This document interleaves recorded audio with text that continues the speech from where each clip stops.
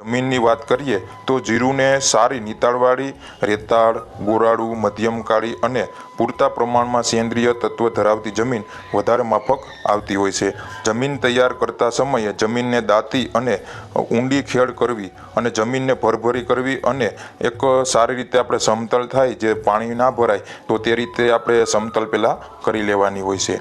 ત્યાર પછી આપણે વાત કરીશું બીજા મુદ્દા। તો જમીનની વાત કરીએ તો ક્યારાનું માપ 100 થી 120 ફૂટ સુધી આપણે કરી શકીએ છીએ, જે જમીન આધારિત આપણે કરવાનું હોય છે। અને જો આપણે આમ આડા જોઈએ તો તેમાં 5 થી 6 ફૂટ સુધીનો ક્યારો કરી શકીએ, જેવડી તમારી ઓળણી હોય તો તેવડું આપણે કરી શકીએ।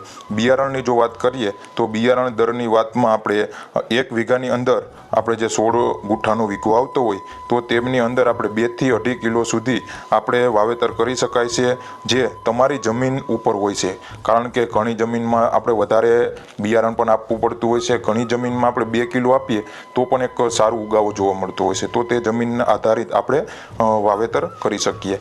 ત્યાર પછી આપણે વાત કરીએ છોડને કયું આપવું। તો જો આપણે ખાતરની વાત કરીએ તો જો તમે દેશી ખાતર આપવા માંગતા હોય તો પ્રતિ હેક્ટરે 10 થી 12 ટ્રેક્ટરની ટોલી છાણિયું ખાતર આપી શકાય છે। તો જે તમારે છાણિયું ખાતર હોય તો તમે 10 થી 12 ટોલી આપી શકો છો, પરંતુ દરેક ખેડૂત મિત્રો પાસે છાણિયું ખાતર ના હોય તો તે આપણે એક રાસાયણિક ખાતર આપણે આપતા હોઈએ છીએ। તો રાસાયણિક ખાતરમાં આપણે જે 20-20-0-13 અને તેમની સાથે આપણે DAP આપણે બંનેને મિક્સ કરી અને આપણે જે ખાતર હોય તે આપણે આપી શકીએ। તે આપણે 5 વીઘાની અંદર આપણે 2 ઠેલી આપવાનું હોય છે, જેમાં આપણે DAP અને આપણે જે 20-20-0-13 હોય તમે બંનેને મિક્સ કરી અને આપી શકો છો। ત્યાર પછી આપણે પૂરતી ખાતર વિશે વાત કરીએ કે પૂરતી ખાતર આપણે ક્યારે આપવું જોઈએ, એટલે કે ઉગ્યા પછી। આ તો આપણે પાયાની વાત રહી કે પાયામાં આપણે 20-20-0-13 અને DAP આપી શકીએ, પરંતુ જે આપણે પૂરતી ખાતર એટલે કે આપણે જ્યારે ઉગાવો થઈ ગયો હોય અને જીરું મોટું થયું હોય અને ત્યાર પછી આપણે પિયત આપતા હોય,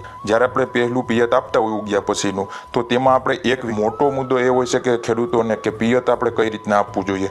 તો તેમાં જો આપણે વાત કરીએ સૌરાષ્ટ્રના અને જુનાગઢ વિસ્તારની અંદર જે આપણે ખેડૂત મિત્રો પાણી પિયત આપતા હોય તે રીતનું જો આપણે કહીએ તો પિયતની વાત કરીએ તો વાવેતર કરી અને પહેલું પિયત તો તરત જ આપણે આપી દેતા હોઈએ છીએ, અને ત્યાર પછી બીજું પિયત આપણે 7 થી 8 દિવસે અંતરે જે વાતાવરણ અને જમીન આધારિત 7 થી 8 દિવસની અંદર આપણે કરી શકીએ। અને ત્રીજું પિયતની વાત કરીએ તો 10 થી 11 દિવસે જે જીરું ક્યાંક ક્યાંક તમને જોવા મળે ત્યારે આપણે ત્રીજું પિયત આપી દેવાનું હોય છે। તો ત્યાર પછી આપણે જો વાત કરીએ તો ઘણા બધા ખેડૂત મિત્રો ઉગ્યા પછી એક પાણી આપે છે, ઘણા ખેડૂતો ઉગ્યા પછી પાણી જ નથી આપતા, અને ઘણા વિસ્તારોની અંદર ઉગ્યા પછી પણ 2 થી 3 પાણી આપતા હોઈએ છીએ। તો તે તમારા જમીન આધારિત તમે પિયત આપી શકો છો, પરંતુ જે અમે આ જાણકારી આપી છે જે જુનાગઢ જિલ્લાની અંદર જે ખેડૂતો વાવેતર કરતા હોય તે આધારિત આપવામાં મિત્રો, તેમાં આપણે વાત કરીએ કે વાવેતર કર્યા પછી પહેલું પિયત આપવા પછી,